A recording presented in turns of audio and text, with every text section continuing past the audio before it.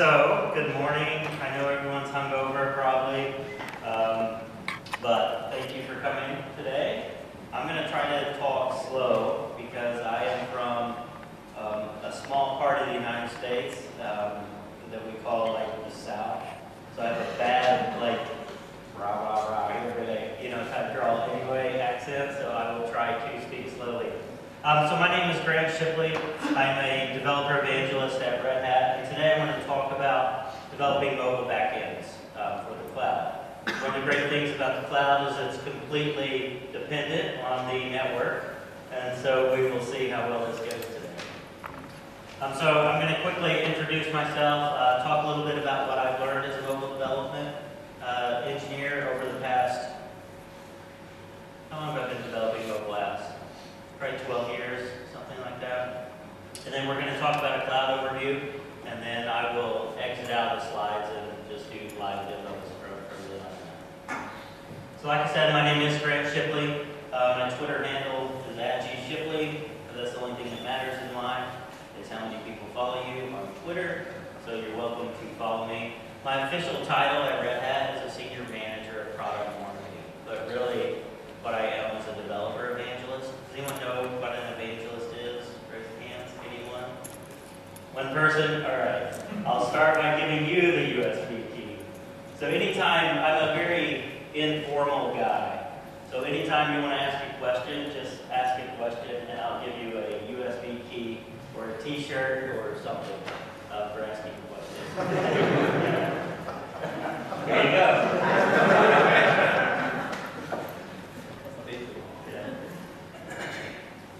So I've been at Red Hat for about 7 years, and I started as a principal software engineer to port all of Red Hat's Perl code over to Java. I did that for about 2 years, and then I sold my soul to the devil, and I became a manager over software engineering. I manage all of Red Hat's web properties, www.redhat.com, and all of the operations staff for like RHN and Red Hat's network update sites. Before Red Hat, I worked at a company called Novell. Has anyone heard of Novell? Few people. I don't have enough keys to give away all you guys. At Novell, we purchased a Linux operating system called SUSE out of Germany, and so I worked on the SUSE Linux team, and I wrote the installer for SUSE Linux as part of Novell's Open Enterprise Server. Before that, I worked at Caldera. Is anyone familiar with Caldera? SCO? Linux lawsuits? How many people's heard of the Linux lawsuits? No one? Okay. Well, that's my fault. And I'm sorry, but I was one of the key people that started the Linux lawsuits unknowingly. But that's a longer story we'll get into. Software development-wise, I'm a big Java guy. I've done Java for over 10 years. Lately, I've been doing PHP, node.js. Like I said, a lot of mobile development. I'm a big database guy, MySQL, Postgres, Oracle, and lately MongoDB. And I work on a lot of open source projects as well. Probably the most popular one right now is called Media Portal. Is anyone actually using Media Portal? Someone's got to be using Media Portal. No one? Okay. Media Portal is like a home theater system, kind of like MinTV or Windows Media Center, but it's an open source .NET project that runs exclusively on Windows. I also work on the Boxy, Netflix, and Xbox Media Center integrations with that platform. So that's who I am. So quickly, I want to find out like what the audience is here. So if I raise a hand, how many people use Windows, the operating system, on a daily basis? Okay. And how about Mac, OS X? Okay, and how about Linux? That's pretty good. So people are using multiple ones. I'm a big Linux guy. I've been using Linux since it first came out back in the early 90s. But lately I've been using OS X as my development platform. So another quick show of hands. How many people are not mobile developers? 2 people? All right. Thank you for coming to tiConf to learn about mobile development. Pass these back.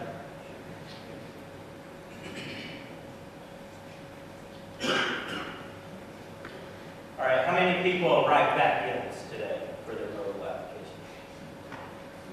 And just quickly shout out some languages that you prefer for writing backends. Node.js? Who said that? Right here? Okay. What else? PHP? I'm a big PHP guy.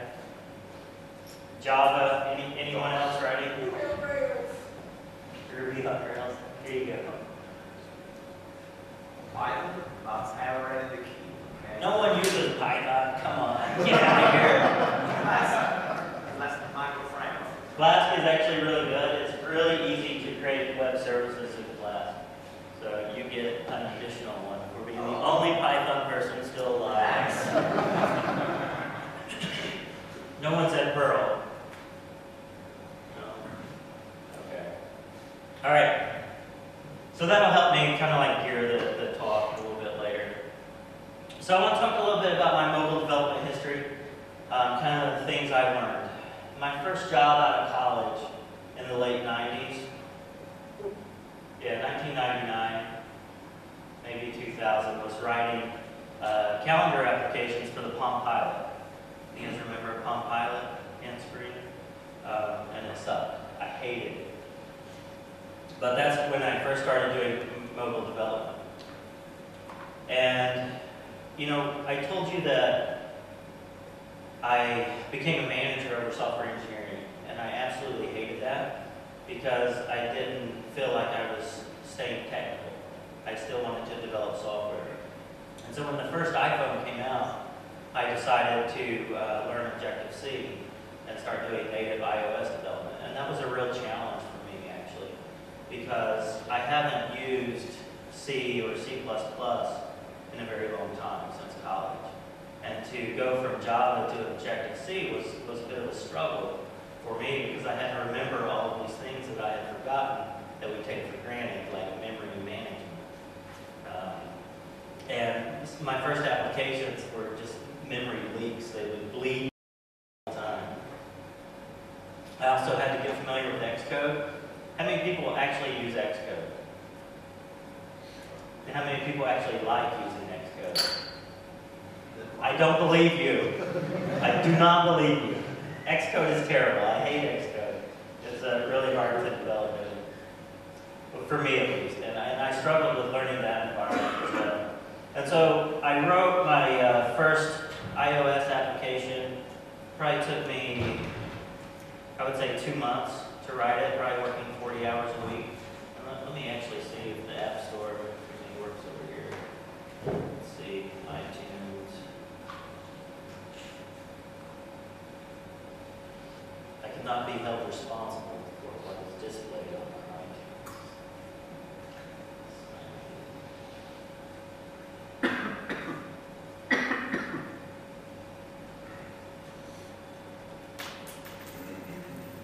Here's the kind of the free version.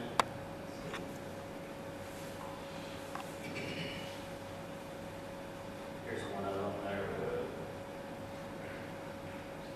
Maybe it'll pull up.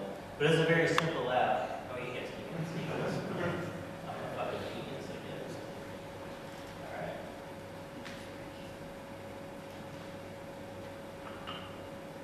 All right, so we'll skip that. But the first app I wrote was actually called Signing Time. And it was a pretty trivial app. It was just like a menu button, but it taught sign language to toddlers, to infants, small children. And that application was actually more popular than I ever imagined it would be. And it's been featured on the App Store numerous times. It's part of the Apple commercials that you see on TV in the States. And the company, because it was more wildly popular, so I'm going to talk about the partner. Initially, I understood, is this working now? It is. Okay, I'll switch over.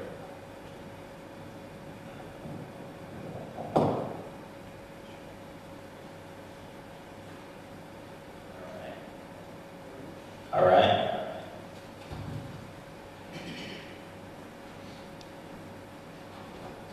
So as a developer, I understood my limitations, and I am completely horrible at coming up with creative ideas and designing user interface and things like that.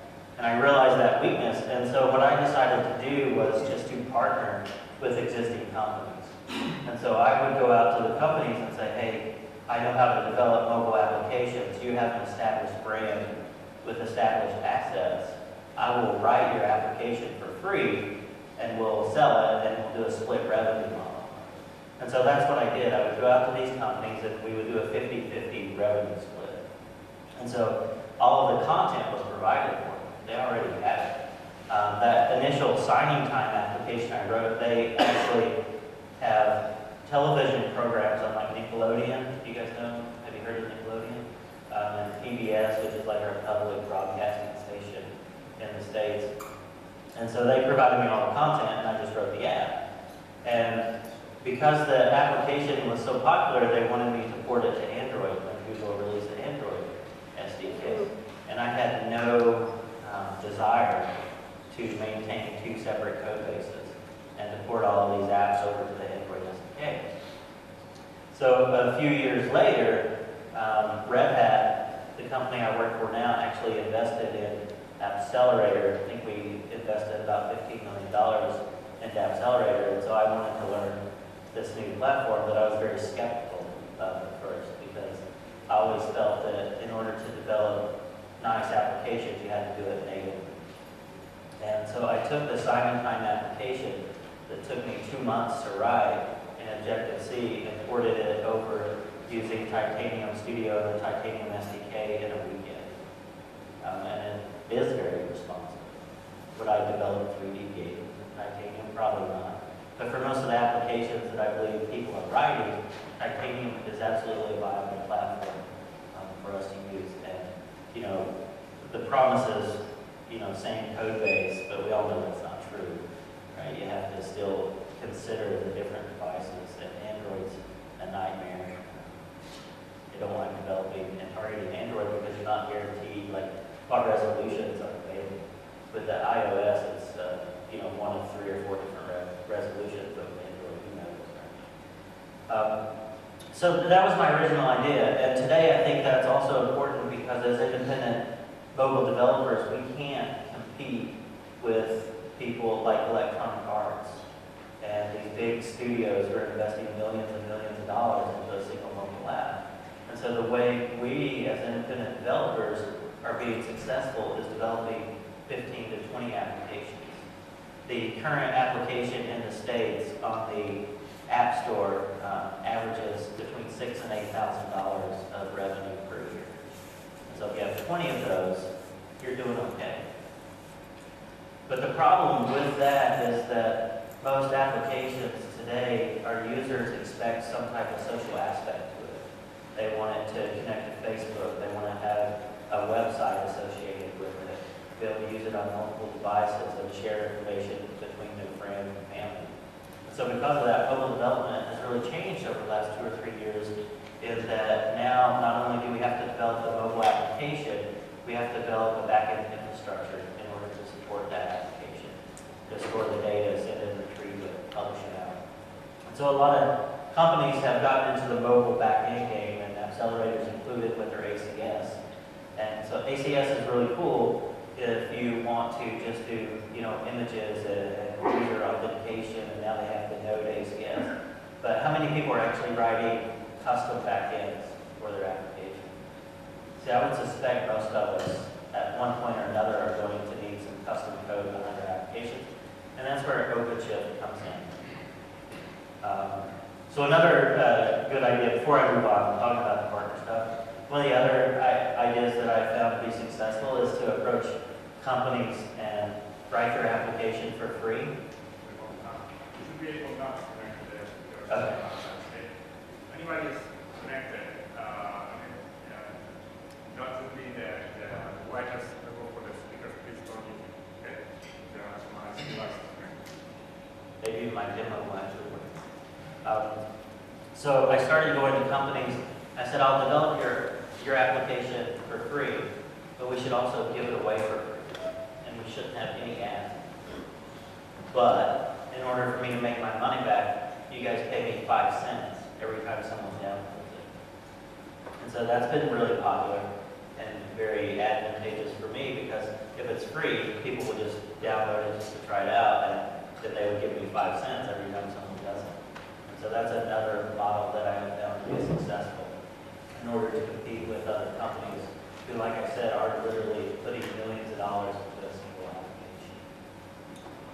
All right, so the assumptions for the rest of this talk is that you actually care about writing mobile applications, that you agree that most apps need some type of backend, and that you want to learn about the current cloud scape, is what I call it, cloud technology, what that actually means. Another area that I need to quickly cover for this talk to make sense is MongoDB. How many people have not used MongoDB before? I expected 75% or so. Yeah. How many people have never heard of MongoDB? Okay, a couple people. I gotta give you a key. All right. So MongoDB is perfect for developing mobile application backends, especially if you're using Titanium, or hopefully I don't get kicked out of here for saying this, PhoneGap or Apache Cordova. And the reason I believe that is because it was built with scalability in mind, which is very important for mobile applications. Because we don't know when we develop and publish a mobile app if it's going to have 5 users or if it's going to explode and have 5 million users. And so scalability is definitely something we need to consider. Also, MongoDB is a straight JavaScript object notation object store, basically, document store. And so it's really nice. In Titanium, you can just send a JSON document across the wire, store it directly to MongoDB and pull it back.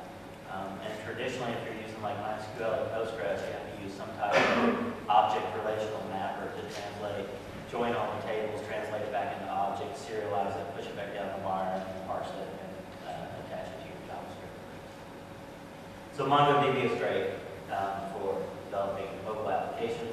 I haven't actually used the, was it JSON DB you can put on the device? That's probably a good alternative as well. I haven't personally used it yet. All right. So I did want to talk about a cloud overview real quick because there is a lot of confusion about what cloud computing actually is. And my official job is a cloud evangelist to try to make some sense about what everything that's going on in the cloud space is. So let's level set on cloud computing real quick. Let's talk about what it will and won't do. Cloud computing is promised to do a lot of things for us. Like we hear all kinds of crazy stuff. Yeah, it's definitely not going to solve all your problems. It's not going to save you from the zombie apocalypse. And in the States, we have this commercial from Microsoft, a family sitting around, hopefully you've seen this. They're sitting around on their couch looking at vacation photos, and they're terrible fucking photos. And the wife says, to the cloud. And the cloud's going to magically fix their photos? Like, it just doesn't make sense, right? And so I'm here to tell you the cloud will absolutely not fix your terrible fucking photos, and it will not fix your terrible code. Okay? It's not going to do all of this that it promises. So this is called the Gartner hype cycle. Has anyone seen this before? Okay, Gartner's a big research firm, and they've developed this hype cycle that basically says every new technology goes through this type of hype. And right now, cloud is going through this. Everyone, you know, if you're sitting at your desk at work, your boss or your CIO comes over, cloud, we got to move to the fucking cloud environment. Cloud, we should have been in the cloud yesterday, let's move to the cloud, why aren't we in the cloud?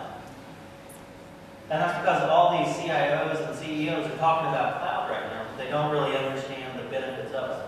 If you think back 10 years ago, virtualization went through the same thing. Everything we heard was virtualize.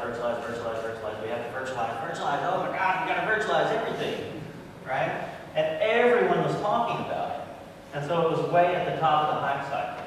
But over the last 10 years, people have actually stopped talking about virtualization. They realized it wasn't going to promise everything that we were told, but they actually understood the real benefits of virtualization, and then it goes into the adoption cycle. So virtualization is way over here. And today, we don't really talk about virtualization as much because we all just use it. It's an afterthought. I use virtualization on my laptop. That's how I try out different operating systems. We use it in the data center. It's very pervasive in the data center today. Most things are virtualized. Amazon EC2 is a virtualized environment. When you spin up an EC2 machine, it's a virtual machine. And so we just kind of use it. And cloud is going through this right now. Everyone's talking about it, but no one has any fucking clue what it does. Okay? And so hopefully over the next few minutes I can explain what cloud actually is and how you can actually take advantage of it. So there are 3 areas of cloud computing. The first one is called IaaS, or Infrastructure as a Service. Who's the most popular infrastructure as a service provider in the world? Who said Amazon? All right. You already have one? All right. Then you don't get it. So, like I said earlier, when I managed the operations team at Red Hat, purchasing infrastructure was a real challenge for us. If we had a new project, we'd create a project plan we could approve. We would spec out kind of how much hardware we would need. I would call up our vendor. I would say, hey, I need some hardware. Here's my specs. Be like, okay, I'll get you a quote in a couple days. A couple days later, I would get an email with a quote. It'd be $100,000 US. And I would say that's way too expensive. We'd negotiate back and forth. We'd settle on a price. I would take that quote, put it in our back-end ERP system. It would go through all the approvals at the company. Once it got approved, I would get a PO number. I would take that PO number, I would call the vendor back. I'd say, here's your PO number. They would ship the hardware to our data center. I would then find people on the system administration staff that wanted to fly out to the data center, put them on the plane, they would fly out to the data center. They would receive delivery of the servers. They would unbox them. They would rack and stack them, hook up network, make sure the power was conditioned, redundant power supplies, air conditioning and cooling was available. That we had disaster recovery plans in case there was an earthquake or a typhoon or whatever that would take the data center out, make sure we had backups and failover data centers. Months later, they would install the operating system. And then they would have to secure the operating system, install the firewall, apply security around updates, install application servers, install databases, tune the databases. If you're using Postgres, make sure we have a vacuum schedule set up.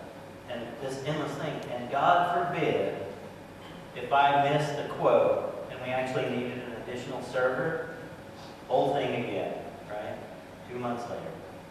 And so infrastructure as a service completely alleviates the headaches from that problem for us. We can all right now sit down and have as many servers as we want, 2,000 available in 5 minutes on Amazon. We don't know how much it's going to cost us at the end of the month, but we can certainly do it because Amazon charges crazy things by like disk I/O and how many processor flops you have. Like who knows? Like I don't know. How much am I going to use a processor? Who knows, right? So it is a little confusing, but infrastructure service has provided phenomenal things to us in the computing industry because it puts everyone on a level playing field. Startups can start very cheaply and expand as they grow without going through this requisition process. So that's infrastructure as a service. If we go back to this slide, I believe infrastructure as a service is about right here. In the States, half the internet is on EC2 today.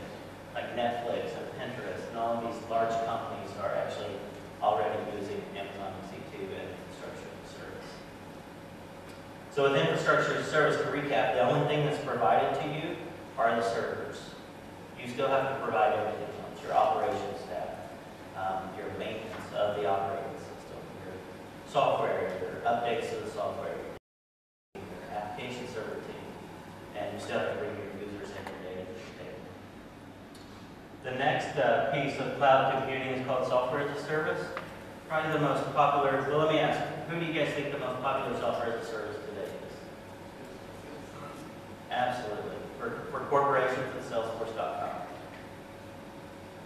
For normal users, it's Google Apps, Gmail, things like that. That's software as a service. So software as a service basically says that you just need to use an application. A vendor is going to provide it for you in a cloud-type atmosphere, and the only thing you're responsible for bringing are your users and your data. And I talk about cloud a lot. And people say, I could never use the cloud because I can't put my user's email address on the public server. And then I ask them, well, what are you using for your sales team? Because Salesforce.com. You don't get it. Like Salesforce is in a public data center, public cloud as well. Now there are some real reasons why you would use public infrastructure for compliance, legal issues, things like that for a particular vertical. So that's software as a service. And then the third part is platform as a service, or PaaS, P-A-A-S. And that's the area that I specifically work on. And platform as a service is kind of a nice middle ground between infrastructure as a service and software as a service. With a platform as a service, the only thing you need to bring to the table is your application code, your users, and your data. You still have full control over your software.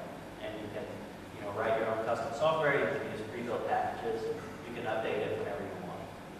And so that's what I work on. OpenShift is Red Hat's platform as a service. So the great thing about platform as a service is it is a place where there's traditionally been a lot of contention between developers and IT operations. But platform as a service is actually a space where both of those groups can get together for a happy medium, because it gives operations the control over the environment in order to make sure that it's reliable, redundant, secure, but it gives developers the freedom to quickly spin up machines if they want. So, for example, with a platform as a service, I can spin up a 20-node PHP cluster and have it ready in a couple of minutes. Whereas in a traditional IT operations group, I would have to request the hardware, and I would kind of be like last on the list to get hardware because the system administrators are always worried about introductions. So this is a nice happy medium between the two. So quickly, when I talk about OpenShift, there's actually 3 different versions of OpenShift that's all the same code base. At the very top is OpenShift Origin. That's our complete 100% open source project. So anything that I'm talking about today and later today in the workshop is completely free and open source. It's on GitHub at github.com/OpenShift. What I'm actually going to be demoing today is OpenShift Online, which is also free, provided by Red Hat, but we actually provide the platform as a service and also pay for the hosting to back your applications. And we are hosted in Amazon EC2. So we're basically letting any developer create up to 3 servers in Amazon EC2, and Red Hat pays the bills for it. So why would you use OpenShift? It's definitely fast, it's free, it's easy, and it's scalable. So when I talk about scalable, what do I mean? If you are deploying a PHP backend or a node.js backend for your mobile app, excuse me, we look at your web traffic, not app traffic, but the number of connections every 20 seconds. If you exceed 5 concurrent connections at any point in time, we actually spin up a new server for you and add it to your cluster and sync your code over so you have an additional server to satisfy the demand. We continue to re-examine that and add additional servers, and then if you begin to satisfy that demand, we remove one from the load balancer, leave the connections off, and then put you back down to 2 or 1 server, so whatever the case may be. And so that's definitely important for mobile apps. If you get featured on the App Store, for example, and you get a lot of traffic for your app overnight, you could not physically buy servers fast enough to keep up with that, and this you can just forget about it because it's going to happen. It is very easy to deploy your applications out. Excuse me. You can use our command line tools. We also have web interface. We also have integrations with Titanium Studio. Like here's an example of creating a scalable PHP application with a MySQL database. And I called my app mobile backend. So I can basically just run this one command, and it'll spin up a server for me and run the database. And it'll be ready for me. Right? So it's very similar to what we saw yesterday with the node.js talk that was given, and it's a very similar syntax to that. And if you wanted to do a node app, With MongoDB, I just called this app node back in. It's the node language, and I'm going to use MongoDB instead. So what languages and frameworks do we support? We basically support everything except .NET. Red Hat and Microsoft are not traditionally good companions, and so we do not support .NET, but we support literally anything else in the world that will run on the Linux operating system. So one of the key design tenets when we were designing OpenShift was for developers to work how they currently work. That was very important to us. So we do not have any proprietary APIs. So if you talk MySQL via PHP with MySQL Connect or PairDB or DockerDB or whatever the case is, that's how you would do it exactly. We haven't changed anything at all. And the reason for that was we want you to have the freedom to make your own choices. If you decide that you don't like OpenShift and you want to host it yourself, you shouldn't have to change your code to do that. And so we've made it completely open and non-proprietary, so you have the choice of moving to a different hosting platform. We do have an open REST API that you can call into to automate a lot of things. We have command line tools. We allow you to SSH into your servers if you're a Linux type person, not to have control over them. We use the Git revision control system. If you're a Java shop, we support Jenkins and Maven for continuous integration. And like I said earlier, we run on Amazon EC2. We take full advantage of what Amazon has done with their reliability and stability to make sure that you have a great platform. Yeah. You support cron jobs? Yes, you can set up cron jobs inside of OpenShift. It's very easy to do. And a cron job can be written in any language that you choose as well, as long as it's executed. We also have pluggable cartridges that you can take advantage of if you want to develop your own cartridge to run on OpenShift in the open source project. And Titanium absolutely rocks on OpenShift.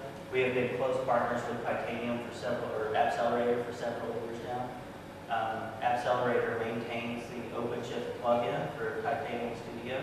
They developed that themselves in-house. You can just go to the AppCelerator marketplace, and it should be listed right there to install the plugins in order to work with OpenShift right from inside of Studio. You can take snapshots of your applications. If you wanted to back it up every 2 hours, you can do that. You can embed databases right from inside of Titanium Studio, and it scales right from inside of Titanium Studio. What's wrong with Mongo? Do you use Mongo on the local host on the local instance, or do you use what replica set framework that they suggest using? The question is, do we run Mongo on the local instance, or do we have replica sets and a replicated Mongo environment? Today, it's kind of neither of those. So what you do, you create a scaled application. We actually spin up a separate database server for you that's not necessarily on the same local host, and it could be on a different server. However, today we do not have replica sets or sharded MongoDB.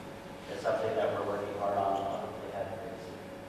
But the database is one single private instance. You own it. It's not shared with anyone else, but it's also not replicated. All right. So like I said, OpenShift is completely free. It's open source. I created a promo code. If you want to sign up for it, it's openshift.com. The only thing that we require is an email address. We don't ask for your first name, your last name, your dog's name, cat's name, what kind of car you drive. Like, we simply don't care. All we need is an email address and then provide the service to you for free. Yeah.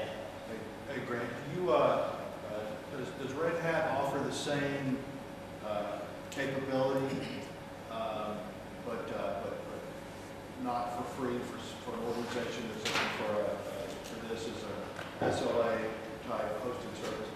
Yeah, so the question was, does Red Hat provide OpenShift in a non-free model?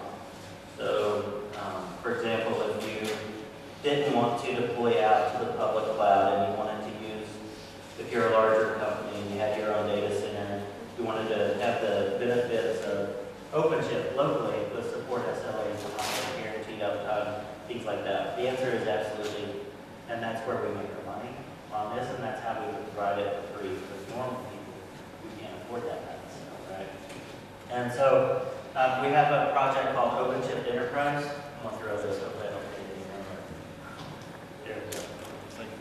We have an official Red Hat product called OpenShift Enterprise, which is essentially the same code base in the open source project. We just provide support and SLAs behind that from the core engineers on the OpenShift team. So that's how we envision and being money on this. But what we do give away for free today will always be free. That's Red Hat's commitment to the community. So we'll never, you know, we give you 3 free years today and the amount of resources we'll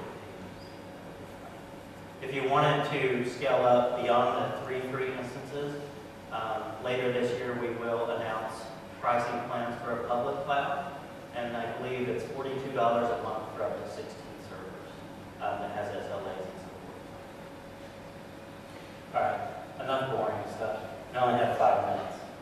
Oh gosh, what should I show? Okay. All right. So real quickly, I will show you a mobile app that I wrote that uses a mobile backend. The mirror my displays here. Okay.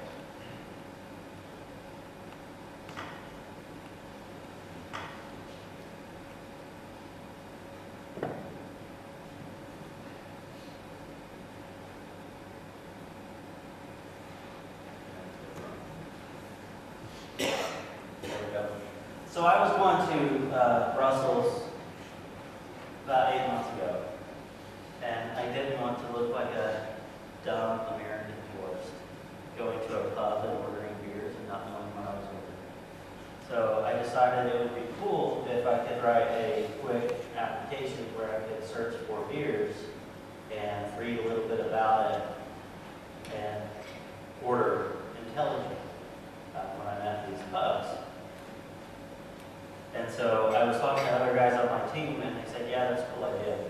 So I went and developed it and showed it to them, and they basically said, this sucks, right? And they were like, yeah, you can search for beers, but it would be better if I could see what people around me are drinking. It would be better if I could log where I drink beer and see it on a map, so I can have history of it. It'd be better if I could send updates out to Facebook. So all this feature creep came in.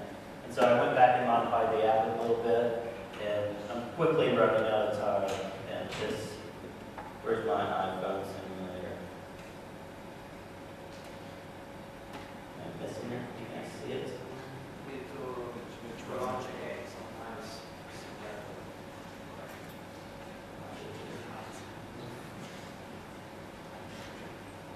There we go. So this is the dumb little app that I wrote. This is not supposed to be a real application. I just wrote it for fun. But you can see if I search for a beer here, I'm going to search for Bud because I'm an American. That's what I know. So I'll search for Bud. And assuming my network is working, it is.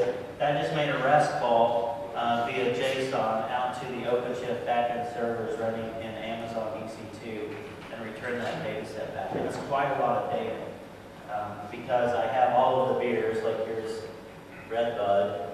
Oh, that's a terrible one.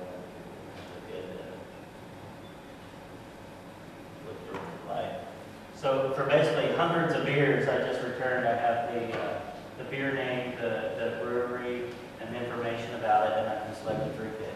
So for hundreds of beers, that's quite a bit of data that just went over the wire pretty quickly there. So I want to, because I'm out of time already, 2 minutes, I'll show you the back end real quick. And, all right, let's have a contest. Let's see if I can create a brand new back end, completely switch it out before my call. So my back end right now is beershift.longcast.earnscloud.com. So I'm going to open up a console, and I'm going to say RHC at create new back end, and it's going to be a PHP 5.3 back end. It's going to ask me to authenticate. So right now, this is making a REST call out to OpenShift. It's spinning up a new EC2 environment for me. It's installing Apache and not PHP.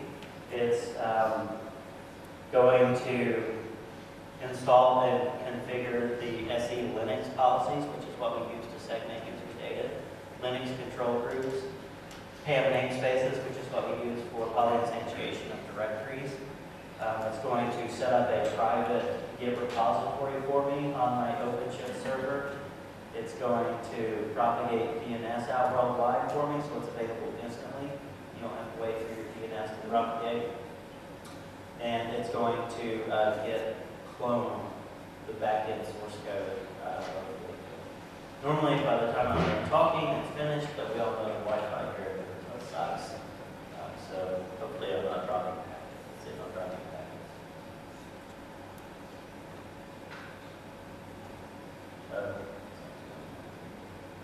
Alright, so the app's been created. DNS is publicly available. Now it's doing the Git clone. Let's see if I'm dropping packets. Yeah, so I'm dropping packets. Luckily, we got it correct. All right, so if I go to this URL, and you guys can go to it as well, you open the browser here, I call it new backend-on-pass.rhcloud.com. Everyone should be able to hit this new server that we just created, and it should be live across the entire world. So let me show you real quick. New backend, this is PHP, so I'll be at ti.php.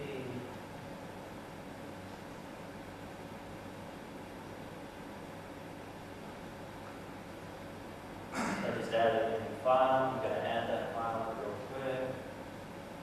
Git repository and push those changes up to my live server to get pushed.